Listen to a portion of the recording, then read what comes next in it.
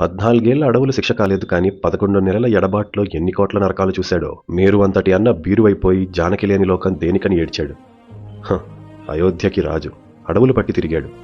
లక్షల సైన్యానికి బెదరని రాముడు లక్ష్మి దూరమైతే కదిలిపోయాడు. ఆ శోకానికి సాక్ష్యం సౌమిత్రొక్కడేగా. తిండి లేదు, నిద్ర లేదు, సీత పేరు వరవని దిక్కులేదు. కాలినడకని కిష్కింద చేరి వానర సైన్యంతో వంతెన కట్టాడు.